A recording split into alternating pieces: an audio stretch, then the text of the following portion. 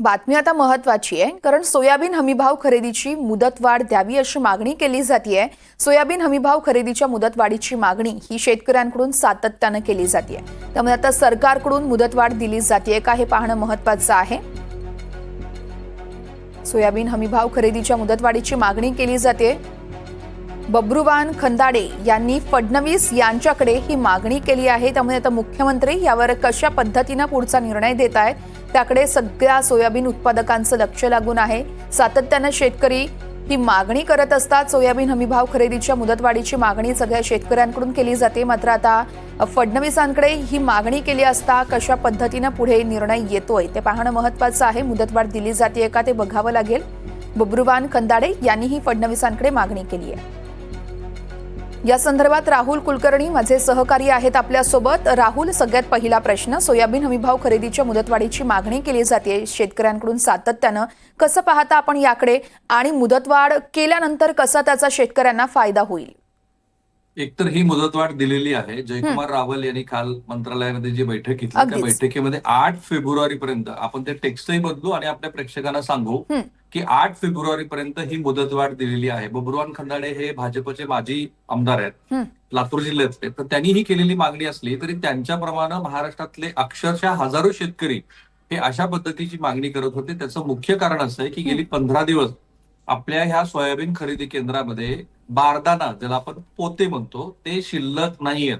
असे बारदाना खरेदी करण्यासाठी 25 लाख बारदाण्याचं एक टेंडर राज्य सरकारनं जारी केलेलं आहे। ते टेंडर काल उघडण्यात आलेलं आहे आणि ते उघडल्यानंतर प्रत्यक्षामध्ये ज्यांनी कुणी ती टेंडर प्रक्रिया केलेली आहे ती प्रक्रिया मंजूर होऊन ती प्रत्यक्षामध्ये त्या खरेदी केंद्रावरती पोहोचण्याचा काळ हा अधिकचा जाणार आहे। त्यामुळं प्रधानमंत्री जयकुमार रावल यांनी 2 महत्वाचे निर्णय घेतले। एक तर ती मुदतवाढ दिली आणि दुसरी म्हणजे हे जे शेतकऱ्याची स्वतःची बारदाने आहेत, पोती आहेत, ती पोतीही स्वीकारण्यासंदर्भामध्ये या खरेदी केंद्रांना परवानगी दिलेली आहे। काही ठिकाणी नाफेड मार्फत खरेदी सुरू आहे, बाजार समित्या खरेदी करतायत, एफसीपी किंवा एफपीओ ज्याला आपण म्हणतो, शेतकरी खरेदी केंद्र, त्यांच्या माध्यमातून ही खरेदी सुरू आहे। आता असं आहे की मी स्वतःही शेतकरी आहे आणि माझं स्वतःचं जवळपास 37 क्विंटल सोयाबीन ह्याची ऑनलाईन नोंदणी मी केलेली आहे। जवळपास 16 दिवस झालेत त्याला, आणि माझ्याप्रमाणे हजारो शेतकऱ्यांनी महाराष्ट्रातल्या त्यांची ऑनलाईन नोंदणी केलेली आहे। साधारण प्रक्रिया अशी आहे की ऑनलाईन नोंदणीनंतर त्या ठिकाणी जे केंद्र आहे त्या केंद्रामध्ये कळवायचंय की तुम्ही ह्या मुदतीमध्ये या,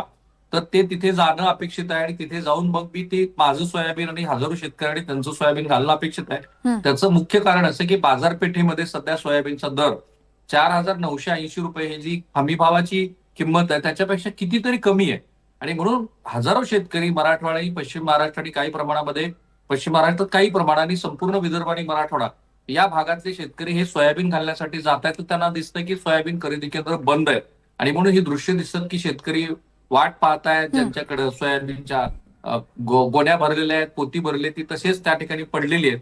या पार्श्वभूमीवरती हा जो निर्णय झालाय तो महत्वाचा आहे की राज्य सरकारनं सोयाबीन खरेदीला मुदतवाढ दिलेली आहे आणि बारदाना सुद्धा आता राज्य सरकार खरेदी करते। निश्चितच, त्यामुळे आता या सगळ्या शेतकऱ्यांसाठी कुठेतरी दिलासाच म्हणावा लागेल। राहुल, खूप खूप धन्यवाद तुम्ही दिलेल्या या सविस्तर माहितीसाठी।